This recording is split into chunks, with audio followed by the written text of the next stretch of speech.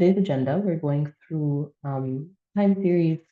We're going to start with talking about time series visualization with ggplot2, since this is what folks have been seeing for the last couple of weeks.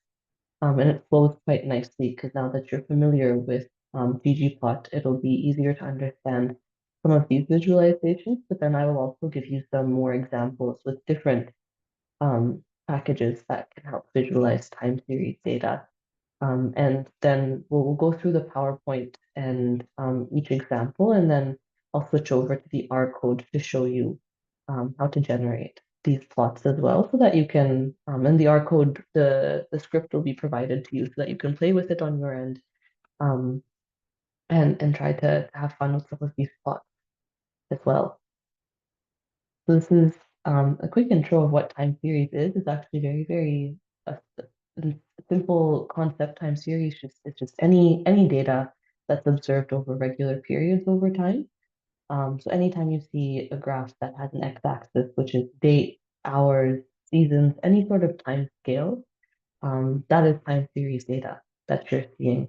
Most of the examples in this session are it's going to look like a line graph over time, but that's not the only way to visualize data over time. In our R script, we'll see one sort of bar chart example as well. So as long as that kind of there's some sort of longitudinal, some sort of time component to your data, that is time series data. And there are sophisticated methods to analyze trends over time. Today, we're just going to be focusing on how to visualize it. But for those who are keen, I would encourage you to look into time series analysis. There's some really cool stats and really cool machine learning methods for analyzing data over time.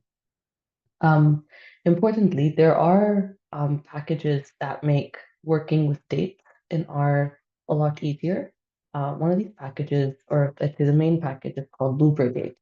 And I will actually quickly show you, um, where are we? There we go. Hopefully you can see this cheat sheet right now.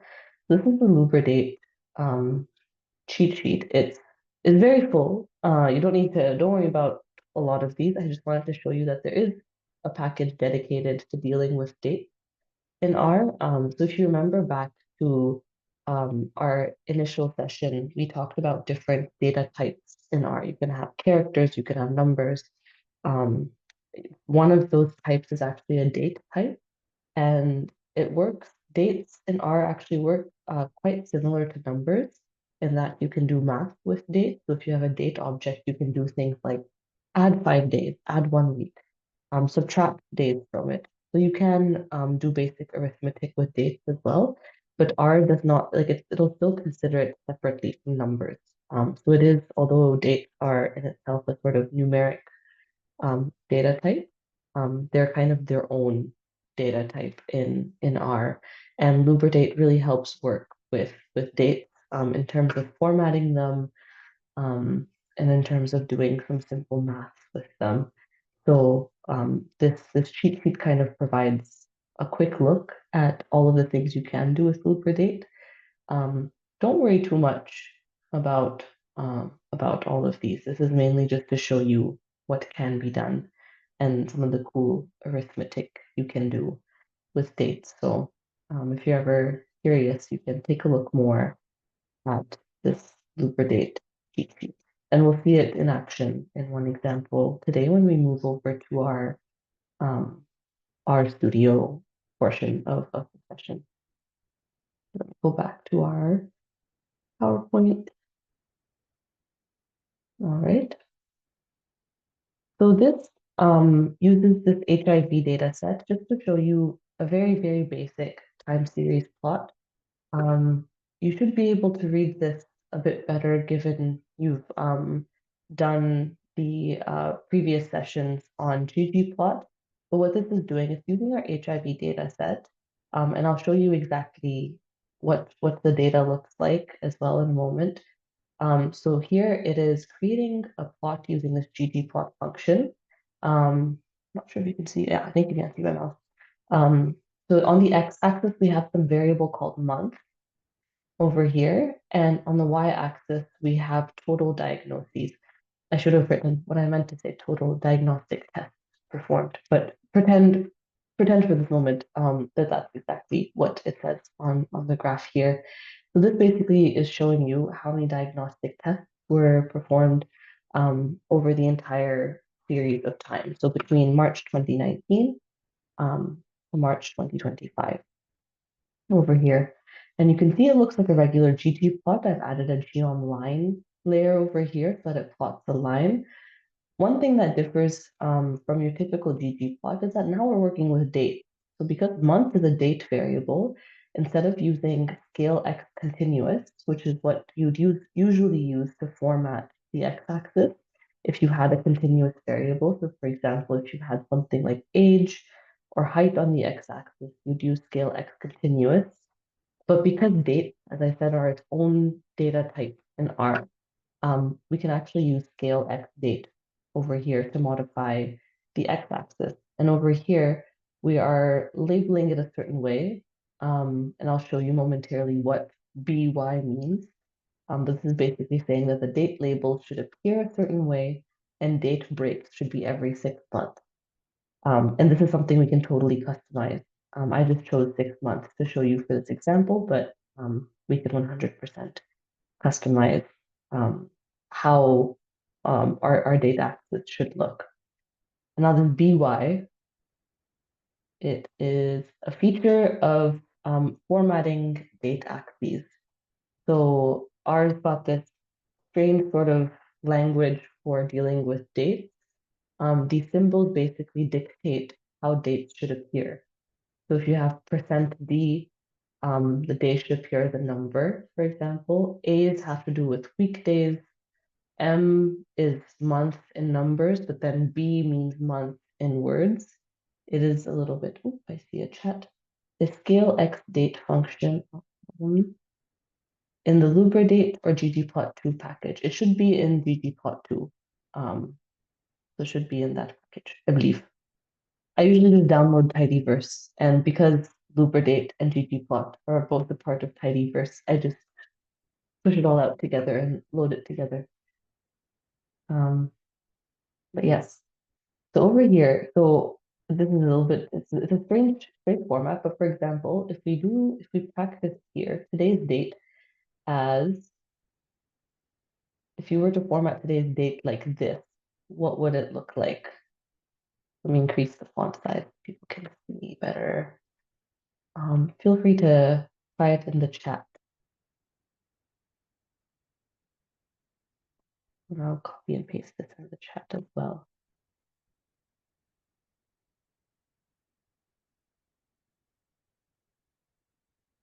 And we can even do it together over here. So %A means abbreviated break day. So today is a Thursday. %D is date as number, so it's 30th. Capital B is unabbreviated month, October, and capital Y is 4-digit year, 2025. So that is what today's date would look like in this sort of format. And if you recall from our previous example, we had %lowercase b dash %y. And that meant that our lowercase b was a abbreviated month, and dash lowercase y was the shortened year, which is why it appears as Mar-19. So this is March 2019. And that's you can play around with this. You can change your date labels to reflect how you would like the dates to appear on your axis over here. But yeah, this is the sort of chart, reference chart, so you know what different symbols mean. All right. Now suppose we had the same graph as before, but we wanted to focus or zoom in on a particular month. This is quite useful if you're working with a large time scale. And for example, I just want to know about diagnostic tests for HIV done in 2020. So here you can see the first little bit of my code looks exactly the same as before. I'm still creating a ggplot, putting geom line on there. I still have scale x date. My date labels are still the same as before. What differs now is that my date breaks are no longer 6 months.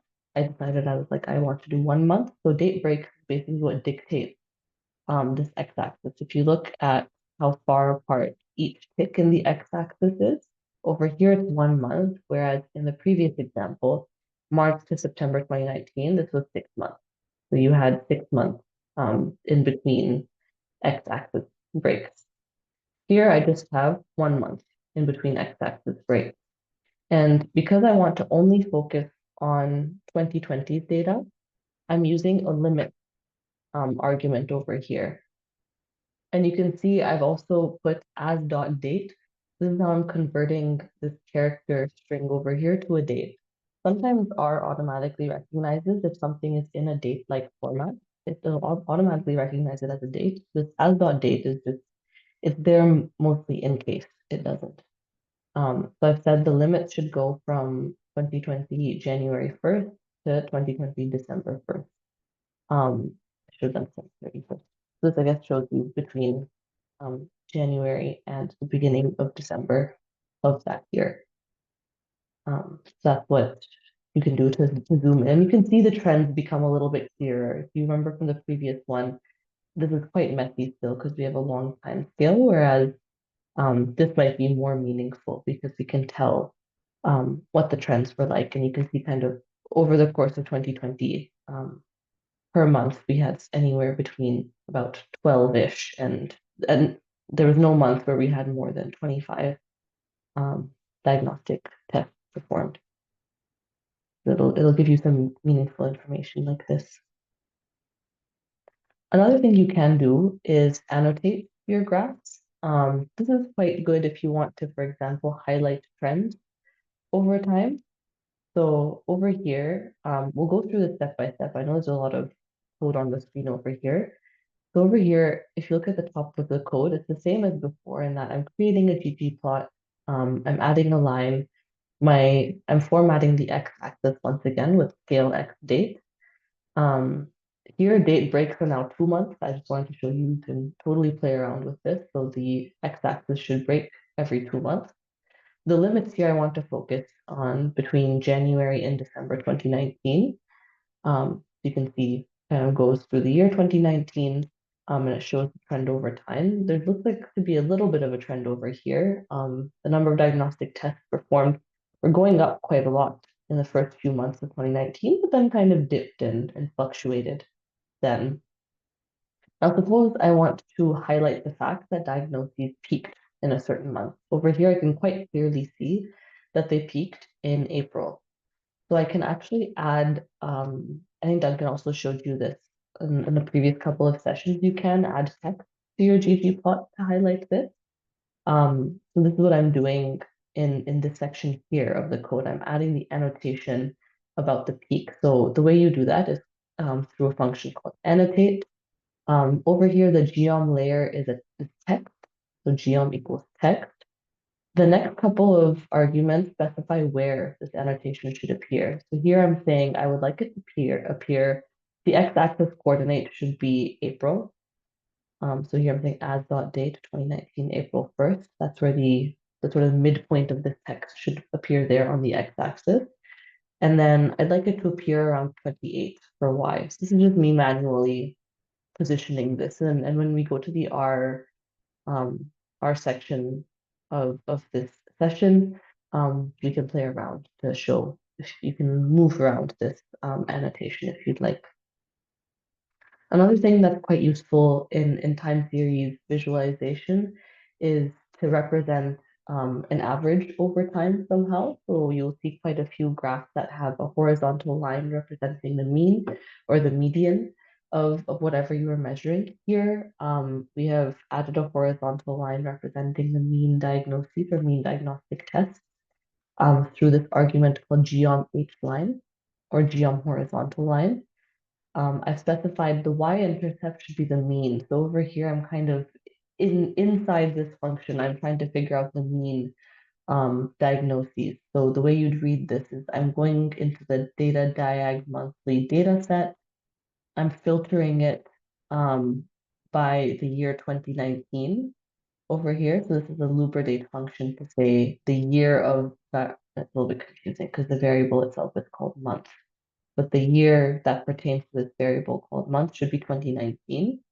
And I'm summarizing using the summarize function to find the mean of the total diagnoses. And pull just ensures I am pulling just that number. So this whole thing, these four lines over here, are just to find the mean diagnoses in 2019. And that's what the y-intercept will be over here.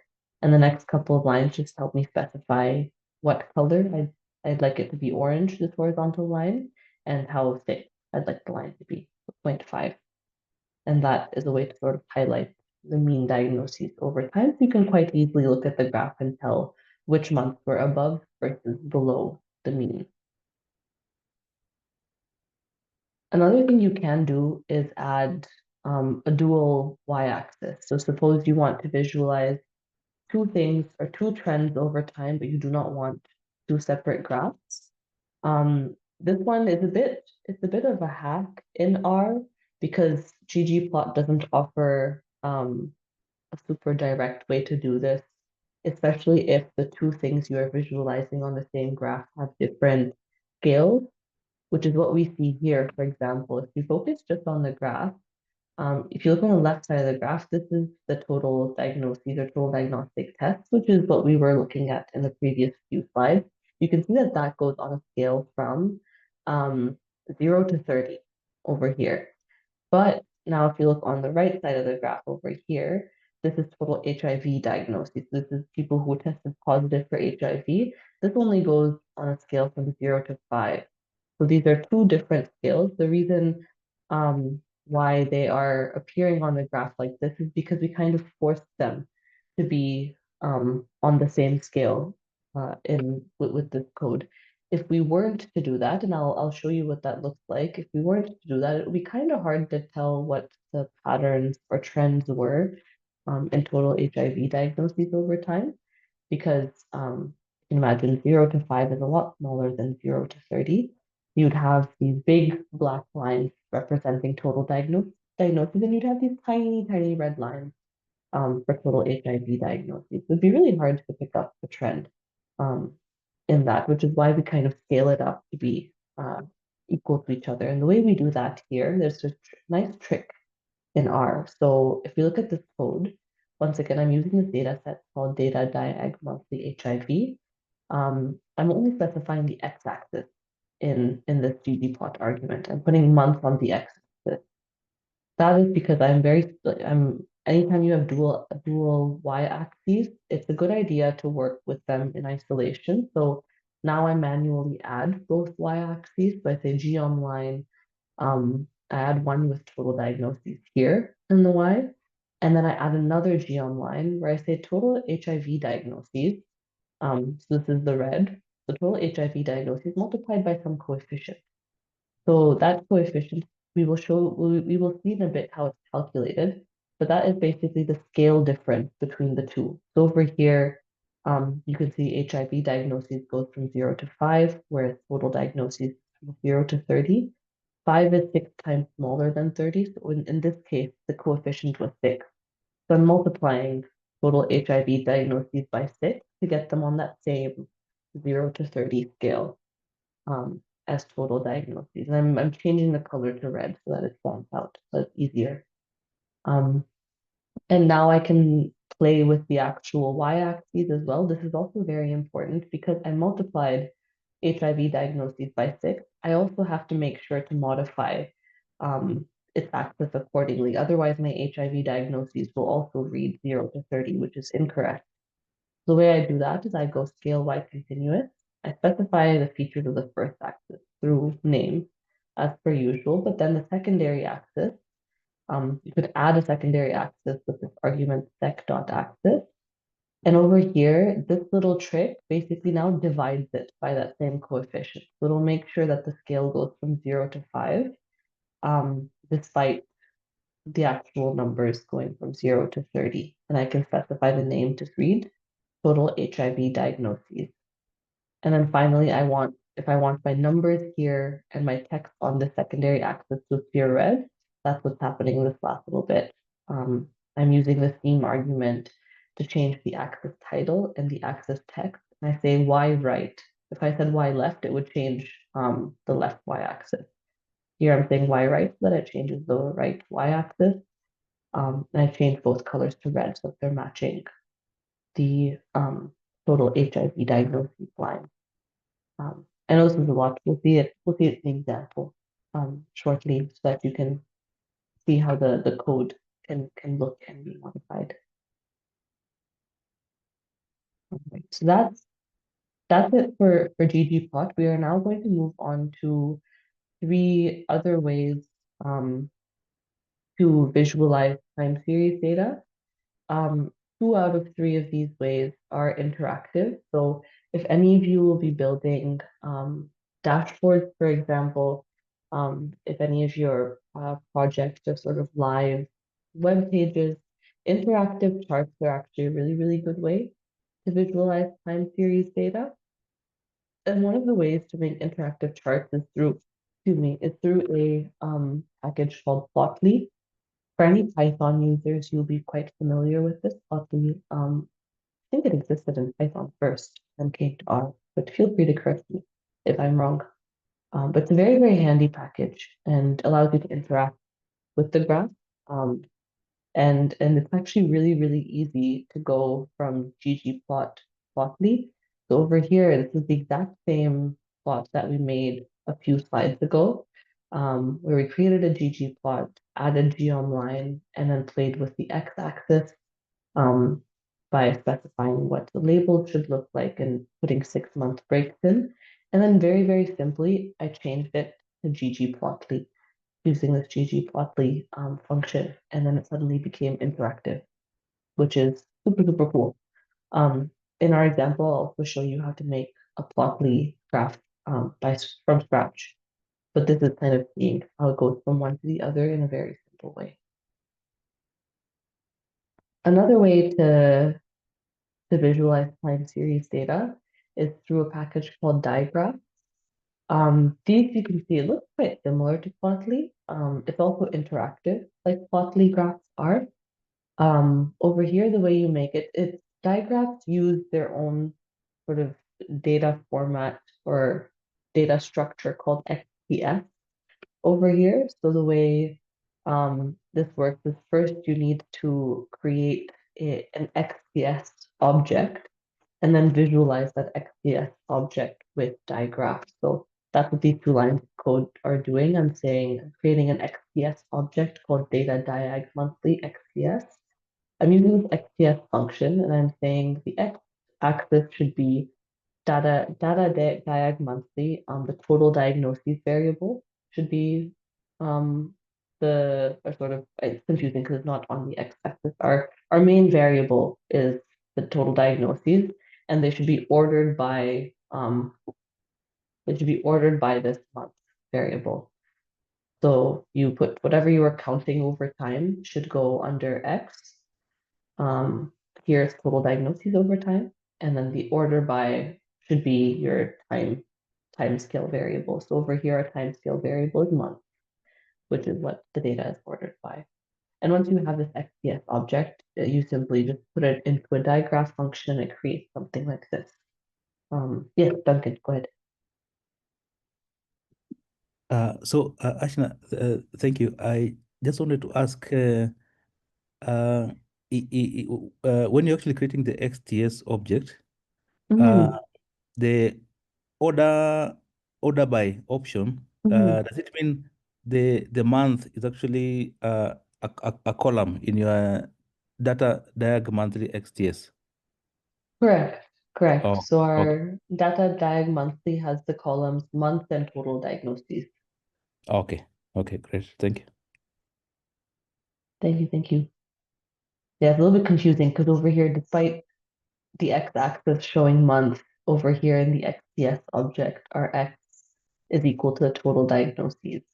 So it works in a sort of weird way. but the order by column is where your timescale variable would go from your data set. And we'll see an example how cool this is because it's quite interesting and interactive as well.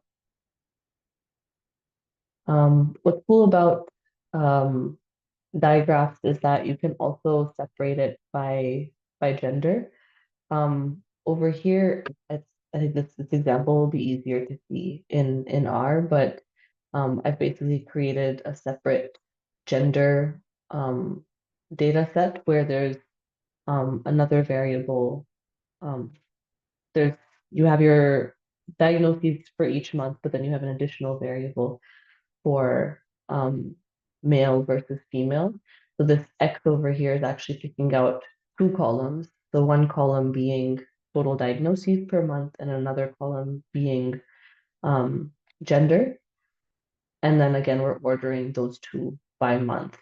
And we'll see what the actual data set looks like because I think it's easier to see with the data set. But then when you plot it, you can see both variables, or you'd see diagnoses split by this variable over time.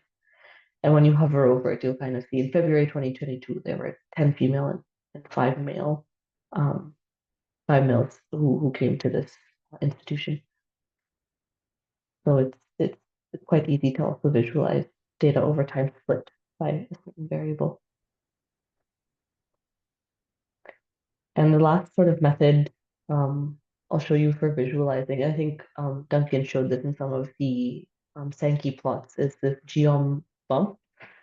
This goes actually back to ggplot, but it's a really good way of visualizing time series when you don't have many data points over time. So for example, if I only had You had the a remaining plan yearly, here. oh, do we have a question? Oh, okay. If we have a data set that shows something per year, for example, and we only have 5 years worth of data, it would look quite boring as a regular line graph. So actually, geom bump is a really good way to visualize time series data when you don't have that many data points, because it still makes it a pretty visualization, and it follows all the same rules as ggplots usually do. Here I'm kind of showing it grouped by gender over time. So we start with our usual ggplot in terms of specifying the x-axis to be year, y-axis to be total diagnoses, and then it should be grouped or split by gender. And now instead of adding a geom line layer, we add geom bump. We say that color should also differ based on gender, and this is just us specifying the line width, and the smoothness basically dictates how curvy the bumps are. So these are different parameters that you can play with. This is also bump plots are actually also really good for highlighting certain things. So suppose I wanted to maintain that graph from before, I only put if my research focused on women, I only wanted to highlight the female patients in this. You could do the same thing as before in terms of creating the geom bump graph. So you'd start with the ggplot, you add one geom bump layer where everything is gray, and then you add a second geom bump layer where you're just focusing on female patients over here. This is a really cool trick to visualize or highlight certain parts of your population in your data set. And we'll see all of this in an example, but that's a whistle-stop tour of different ways you can visualize time series data. What we're going to do now is play with it ourselves. So if at any point you have um, questions, do interrupt me and we can go over things. But let me pull up this. Okay, here we are in R. Hopefully you're able to see this well. Um, Over here, so you can see this session code will be provided to you, so you can play with it. But we'll do some prep when we'll go over examples for ggplot, plotly, digraph, and bump plot. If you haven't seen this in R before, so R automatically recognizes if you put a little comment, and then I think anything more than 2 or 3 dashes, it'll recognize it as a section. So you can kind of collapse and uncollapse sections like this if you ever want to do this with your own code. So here I will uncollapse the prep section over here where I am loading my packages as per usual. I'm anchoring my code so that my R studio knows where to find everything, and I'm importing data. So here we are working with this HIV data updated data set. This is the same data set we've seen kind of throughout the course over here. So something that you should be familiar with. We won't use um, everything in this data set, but you can see the data set already has a few different um, variables over here. So you have date of diagnosis, you have date of sample collection, um, and there's more columns, but you can see already it has some element of data over time, which will be important. So over here, let's suppose we want to figure out how many people were diagnosed on each day over time. So these are people who had some sort of diagnostic test. It's not necessarily people who tested positive for HIV. For example, you can see in our data set, we have a separate HIV variable where case 80,702 was HIV negative, but then did have a date of diagnosis. So this is an initial diagnosis that was carried out in May 2020, but it turned out to be negative for HIV. So this particular function or this particular line of code will just count the total diagnoses each day, and we're using the tidyverse count function. So if I run this, we can now take a look, data diag. This quite simply takes date of diagnosis and counts the number of patients that had some sort of diagnostic test done on that day. Now we've created a simple time series data set. Importantly, we should make sure that date of diagnosis is a date variable. So as we said, R treats dates differently from characters. Right now it's a character variable, but we can change that. We can say there's a few different ways to change to a date variable. I'm using this tidyverse mutate, saying as date of diagnosis. Another easy way would be if you did data diag, date of diagnosis as dot date, data diag, date of diag. So this would be an equivalent way.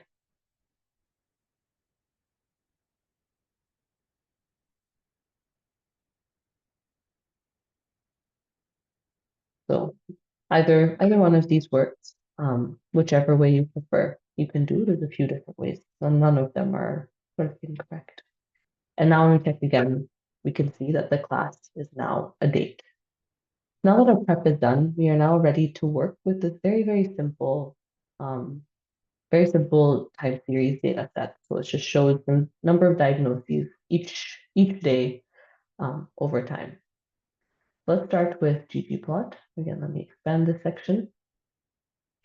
So over here, we're using ggplot and specifying that on my x-axis, I should have date of diagnosis.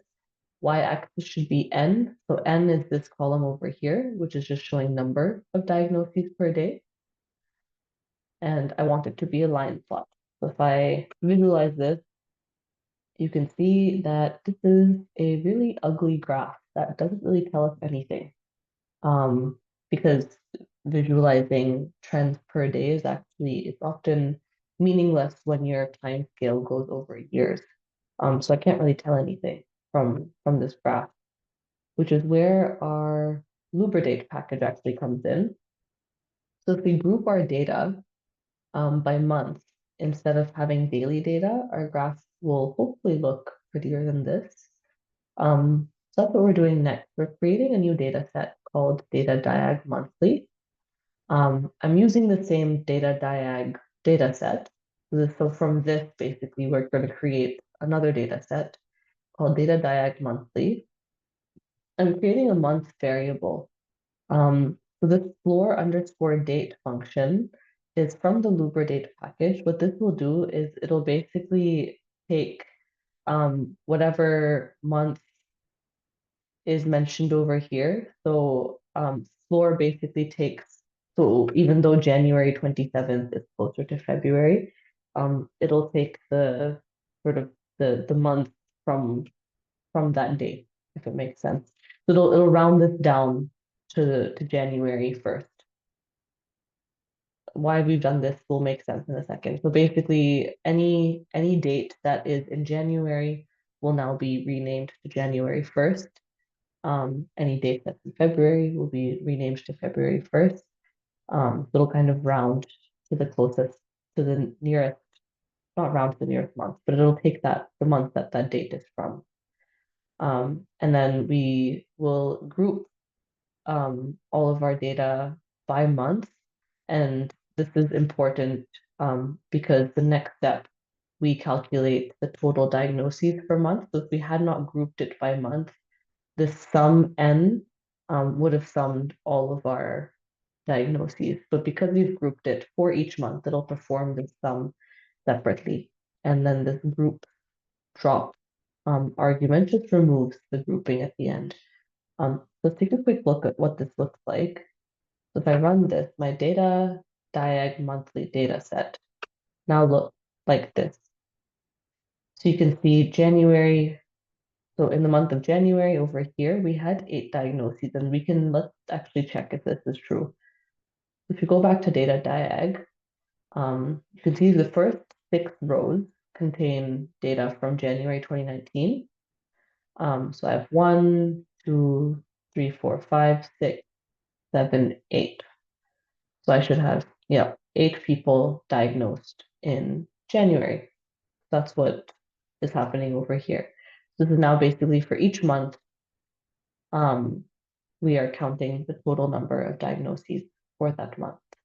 And now we can plot this the exact same way we plotted before.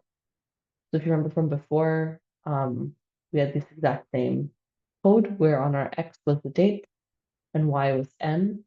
Now it's slightly different. On our X is month and Y is the total diagnoses. Now if we plot this, you can see suddenly this is a prettier graph. So, I mean, the trend is still wonky over time, but I can read this a lot better than I can read a graph that shows daily diagnoses over time. Because previously, this is a lot harder to read than this. We can also format the x-axis. So over here, this is what we saw in our PowerPoint. So what's happening here is that we are using the scale x date to format this x-axis. So you can see it change. It's going to be a little bit crowded here. Oh, actually, you know what? Let me just zoom so you can see better. There we go.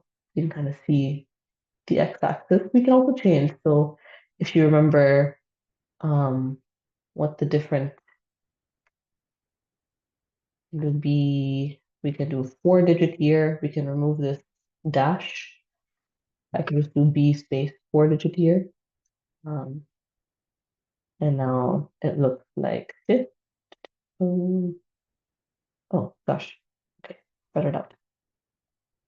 I can see we've spelled out the year in full. I can also change date breaks. Instead of 6 months, I can say 1 year. And now it's changed to be January of each month. So you can really play with this x-axis and format it kind of however you want because we're working with dates. R will understand things like date breaks equals 1 year, date breaks equals 6 months. What it won't understand, I don't think, if I were to do 1.5 years. Actually, I don't know if R would understand this. Let's see. Oh, I don't know if that made any difference. Actually, it ran, but months? Oh, maybe it does understand that. So it works. Yeah, okay. Well, that's good to know. Yeah. Cool. Um, but yeah, good to know. R will understand random decimal. Very interesting.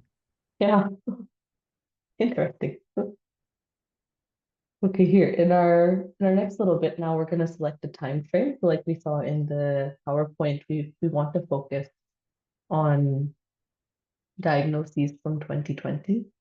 For example, we can do it with this limits function over here. So this will kind of zoom into 2020. Um, again, we can change the date break if we want. We can say 3 months. We can zoom into different dates. So actually over here, it'll, even if I change this to 31st, it'll sort of add an extra break. But because of the way we have totaled the number of cases and assigned them to the first of each month, it won't make a difference here. Because all cases in December are assigned to the date, December 1st. Anyways, but you can kind of change this as you wish. You can do 2019, and you can play around with this. Um, and yeah, and it'll tell you, it'll remove any rows containing missing values or values outside the scale range. So it knows that there is data in this diag monthly data set that does not fit within these limits. So it's just removing those, and that's what this warning message is telling you.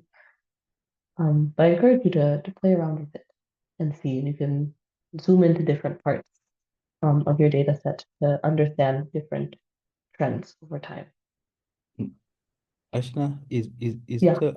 possible to have date breaks by days, like uh, Oh, like one let's day, see. one day, so that you can actually check the time series of a month, for example, from the first date to the last date of the month. Yeah, we can. So in this particular data set, it will still run. It's very crowded here, you can see. Um, Uh, one, and if you pick the dates, then the time yeah, limit will be just 1 month, maybe from yeah, we can do it. uh, We can do it here, I think, 'cause I think this is the one that had the daily data, okay, because data okay, okay. diagnosis. Yeah. The other one, we only have monthly data, but if I were to do scale X date, limit equals T, ooh, say 2019. Mm-hmm. Let's see if you want to just do 2019. Yes, something like that. Yeah. Oh wait, because we have not. We need the breaks, maybe. Oh yeah, sorry, date break. Uh, Date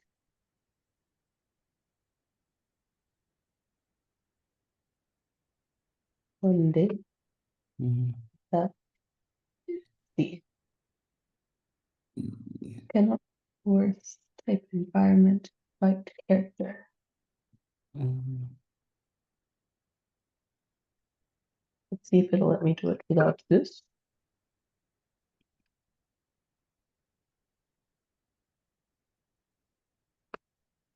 Oh, It still needs the dates. yeah. We will fumble in real time. Let's see. Let's see.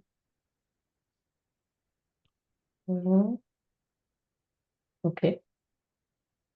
Uh-huh.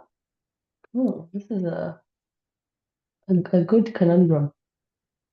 In theory, this should work because date is limit.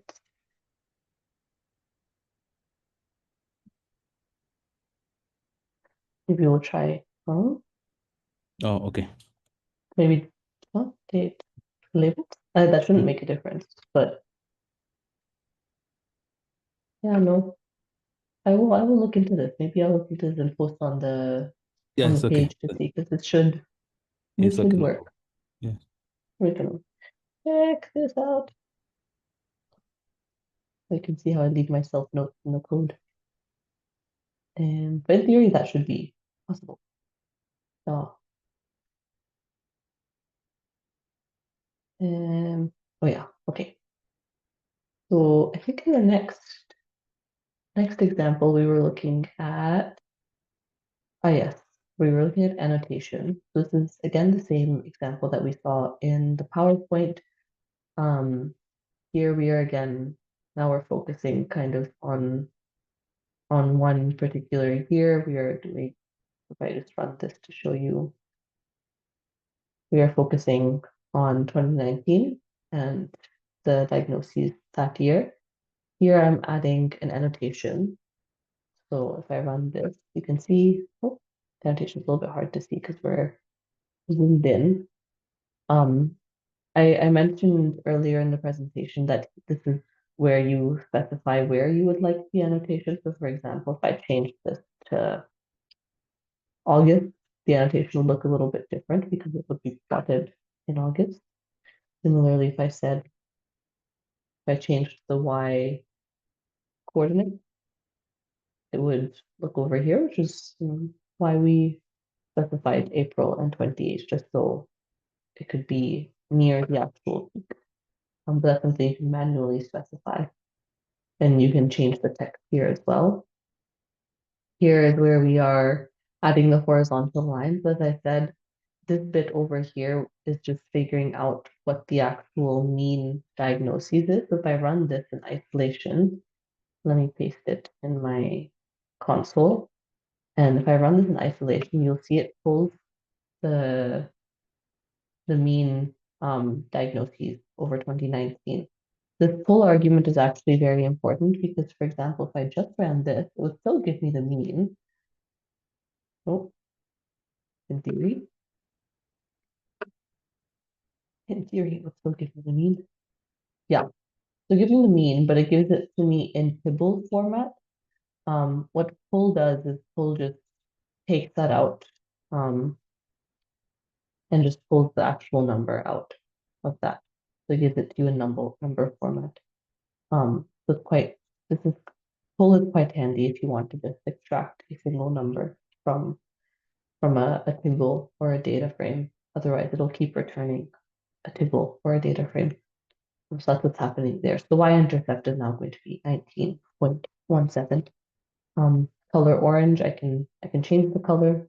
I can make it, this is totally up to you. You can change the line width. You can make it thicker. You can make it tiny.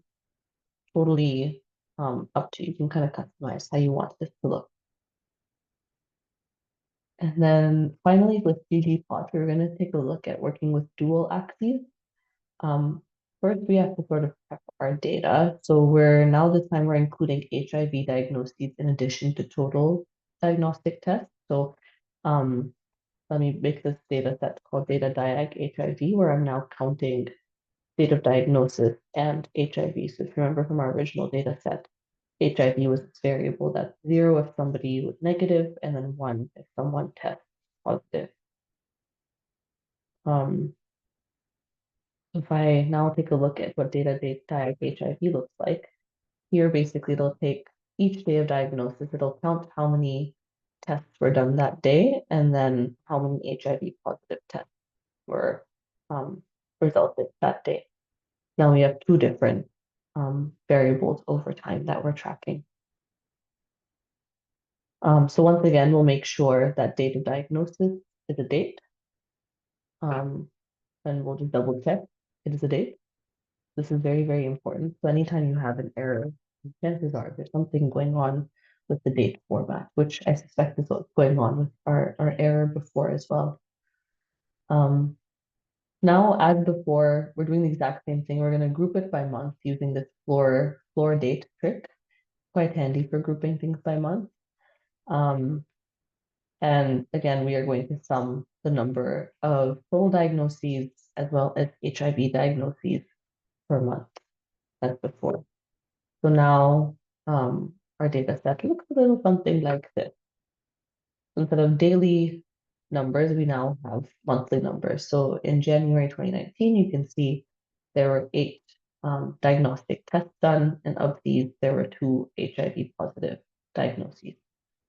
So now the data set, we'll be using this data set to demonstrate how to work with double y-axes.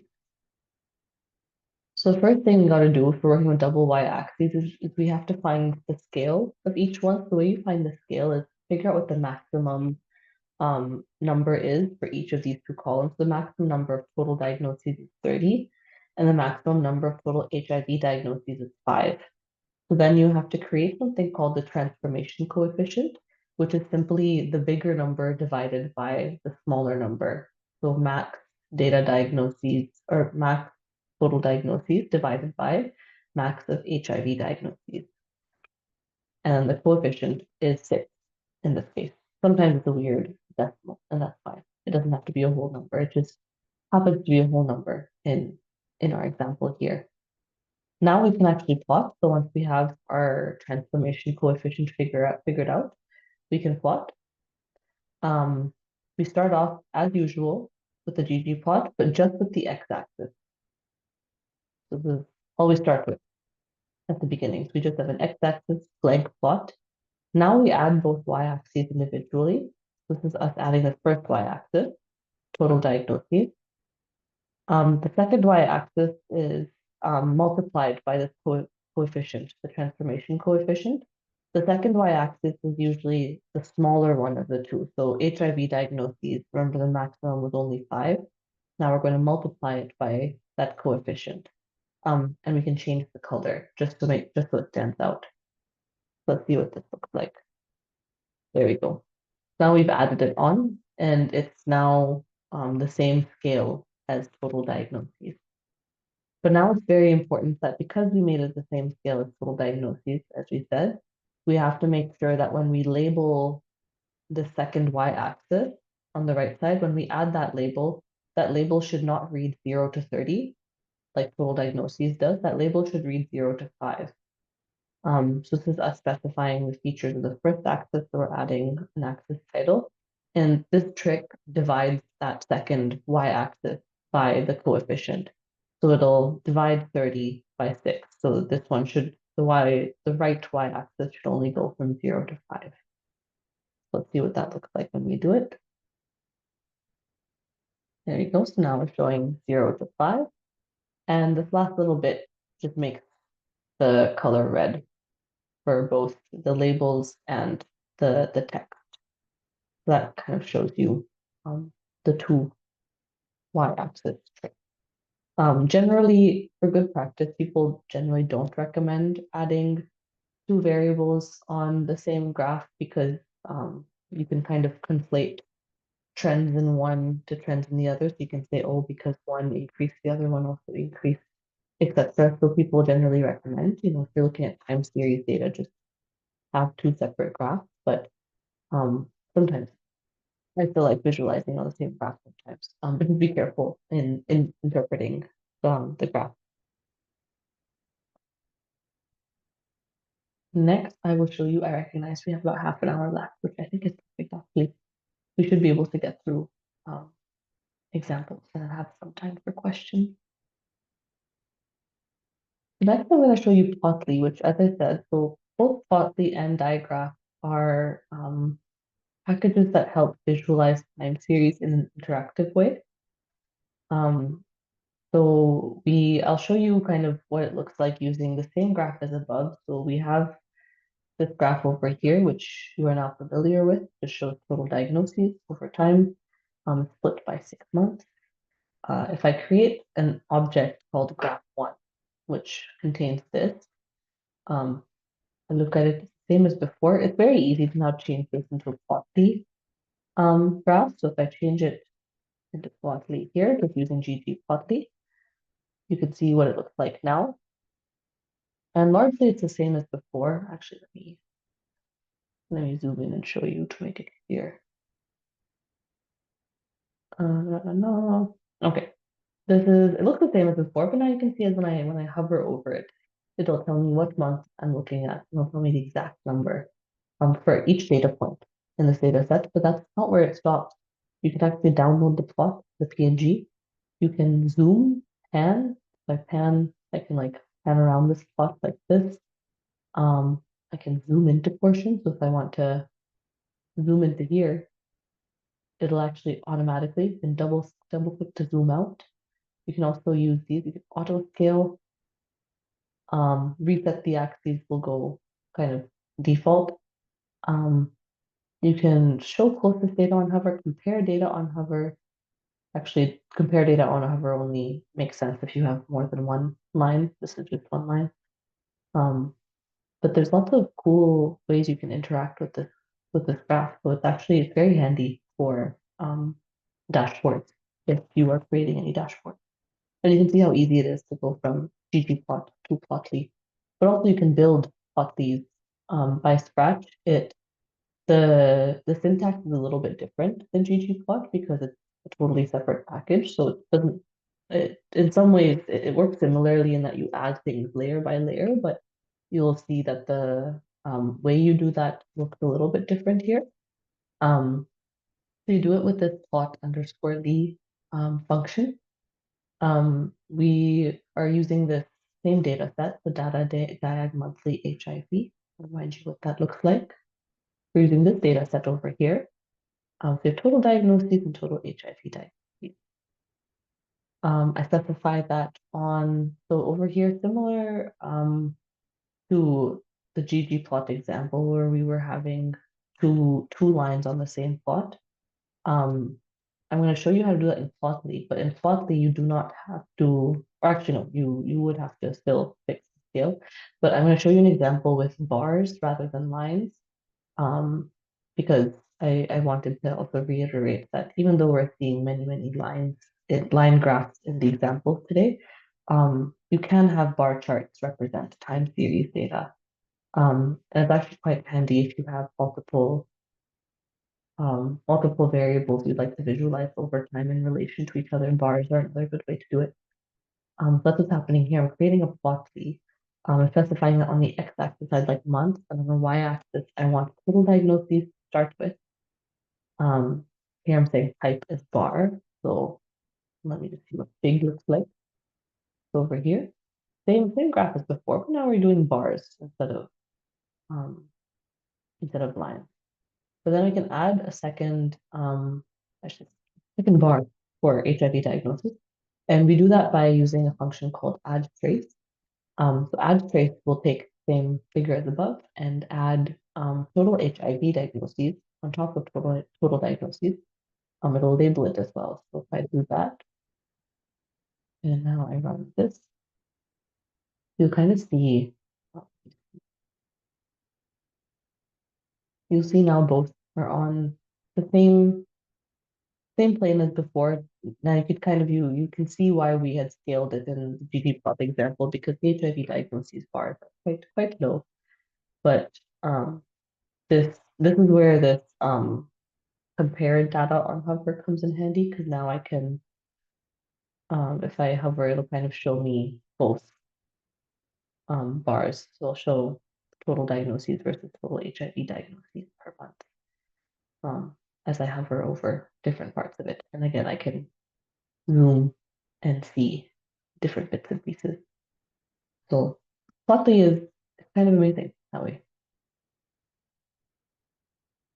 Now next we have Digraph. So Digraph, as I said, works kind of off of its own um, format. So it uses this XCS format um, rather than other typical sort of data frames and things. So we'll see how that works. So we have to make sure our date column is in the correct format. I know we did it previously, but just in case, we'll use the data diag monthly graph. We can indeed see that month our month variable is in this date format, and our total diagnoses variable is in integer format. So that works out well. Um, this integer format doesn't matter so much as date. So whatever variable you're feeding into this order by argument has to be a date. Otherwise, this XPS thing will not work. That's the important thing. This month variable should be a date, which it is. And again, so here I'm using this XPS function. I'm saying that the thing I'm counting over time is total diagnoses, and the thing it's ordered by over time is month. If I run this, you can see in my environment, it stores it as a totally separate thing. It says an XPS object um, which opens up quite similarly to a regular data frame would. But you can see now the actual the row headings are the dates. So it's a little bit different than your typical data set. Now you can make the digraph quite simply. And again, you can hover over it and it'll kind of show you in the top corner. So rather, whereas Plotly shows you as you hover, in the digraph, it'll still show you points over here to highlight what bits you are closest to, but then the actual point data is always displayed in the same position over time. Um, and it doesn't have the same like zoom in, zoom out function. Oh, it does actually. Just kidding. You can zoom in to different parts by highlighting. And then you double click to go back to the original. So I can zoom in and then double click to go back to the original. You can also kind of play with it. The digraphs work quite similarly to ggplot, or sorry, in terms of tidyverse, um, tidyverse syntax, and that you can add layers using this pipe operator. So I can specify kind of using die-axis. I can label number of diagnoses, x-axis I can also label as month. And then when you highlight over here and it says in the top corner, it says V1, I can change that series label to diagnoses per month. So if I do that, now you can kind of see it looks a little bit better. I've shown diagnoses per month. And it'll automatically adjust the x-axis scales depending on how far we've zoomed in. That that shows it kind of labeled. Now you can also make a digraph separated by gender. So over here, this kind of shows you how to do that. First, we'll modify the data set so that it includes gender. We're doing this all in one step. So this kind of goes back to your data cleaning knowledge. So I won't spend too much time on it, but feel free to kind of dive into how this is working as well. I'll explain each step. The first thing we're doing here is we are using that original data set. We're going back to the original HIV data set. We're recoding gender to male and female. So here I'm using the mutate function. I'm saying that if gender is equal to 1, assign it female, otherwise assign that variable name male. I forget if that was the correct ordering, so we can quite easy to switch if not. Again, we are changing date of diagnosis to a date variable as before. So again, we use mutate. Date of diagnosis is as.date, date of diagnosis. And now we are counting date of diagnosis and gender. So I'll just quickly show you what that looks like on its own. Um, where are we? Monthly gender. So this is now basically saying for each day that we have a diagnosis, how many diagnostic tests were done on male patients versus female patients. That's what this is. And again, this is now counting by day. But suppose we want it by month to make it easier to visualize. So again, we're using this for date trick to get group everything by month. Here we're grouping both month and we're grouping it by month and gender because we would like not just the total diagnoses per month, but total diagnoses per month per gender, which is why we are grouping by both. And that's what's happening here. So let me show you what this looks like if we get. Now you can see it total diagnoses per month, female total diagnoses per month, male. And then it goes all throughout. And finally, what we're doing in this last step is we're pivoting wider so that males and females can have their own column. Right now, it's in one column called gender. But for digraphs, it's sort of easier to split by if you split it by two columns like that. It's easier to visualize. So if I run this whole thing, you will now see it's counting female diagnoses in one column and male diagnoses in another column. So for digraphs specifically, this will make it so that you can visualize those two as two separate lines. So what's happening here, now we are doing the same thing as before, where we're creating this XPS variable. We are now using data diag monthly gender. We're using two columns over here. So if I run this, it'll kind of show you that we're using both the female and male columns. And we're supplying that into this X argument. So X doesn't have to be one variable. If you'd like to visualize multiple lines on your diagraph, you could do that. So if I had a third line, that would be fine. It would take it into this X, and then order by has to be a single date variable. So we still have our single date variable, which is month, being supplied to that order by argument. And now when we plot it, this is what it looks like. So it'll kind of show you female and male over time. And again, it's interactive. So you can kind of hover over and see female and male over time. And then double click to go back to the original timescale. Those are the two interactive graphs. The last thing I want to show you today is the bump plot. Again, we will expand this. So as I mentioned during the presentation, bump plots are quite good for when you don't have that many data points.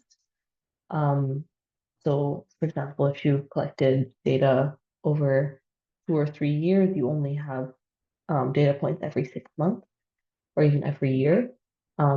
This makes it quite pretty to visualize data that is over fewer time points over time.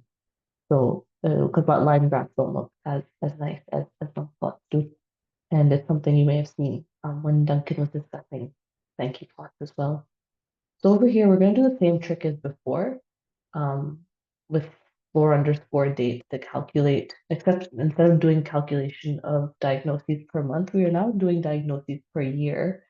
And we're also going to separate male and female patients over here. So again, we're doing the exact same thing as before, where we're coding gender to male and female, depending on if it's 1 or 0. And then date of diagnosis as well, we're changing it to a date as before. We're counting date of diagnosis and gender as before. The only thing that's different here is that we have a year variable instead of a month variable. Again, we're grouping it by year and gender because when we sum the total diagnoses, we'd like to sum it per year, per gender. We group it by both, and then we sort of drop this grouping at the end. So this is what it looks like. And because we are not working with digraphs, we're now working with ggplot again. We don't need to separate gender into two columns. We can leave it as is. And you can kind of see this is going total diagnoses for each year, male and female. So it's a pretty small data set, which is exactly what we want for bump plot.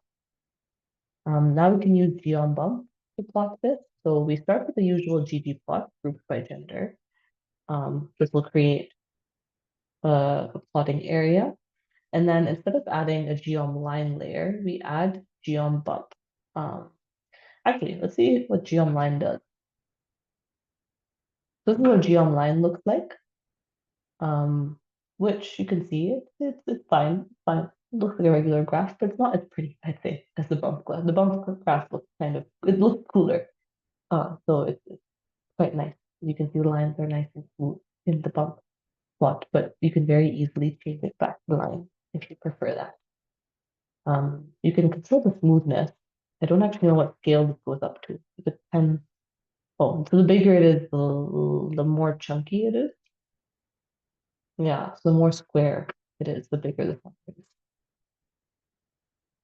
That's quite, it looks almost a stepwise function at some point.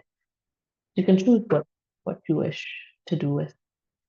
And here in the last little bit, I'm showing how to highlight a particular series in the bump plot. So this is all the same as before, except I'm no longer separating. So you can see my previous one, I said color should equal gender. So this argument ensures that the color of my lines differs by however many gender categories there are. Here there are two, so I'll have two different colors. But if I don't specify that, and if I say color equals gray, all of my data will just be the same color. And then to add a geom bump layer to highlight something, the way you highlight something is now you can color it by gender, but make sure you're only picking female diagnoses. So this is a little trick to just filter your data set um, by female patients. And I'm filtering it by female patients, coloring it a different color, and then making the line width a little bit thicker. So over here it's 0.6, over here it's 0.8. This little trick will now highlight female patients over here. So it's a cool way to highlight certain groups of data. And that brings us to 5:20, which is actually perfect. We have some time for questions. But what I do encourage you to do is try these out on your own. I know quite a few people weren't able to make it today because of connectivity issues, particularly in Tanzania. So we can next week when we meet, I'm happy to provide a quick review of all the different ways of visualizing we saw today.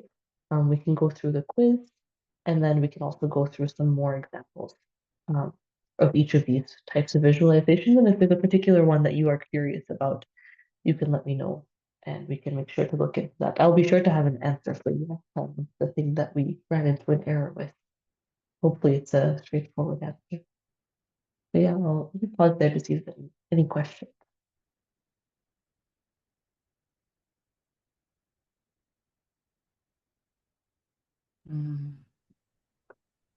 Oh, Ashina, that was really great.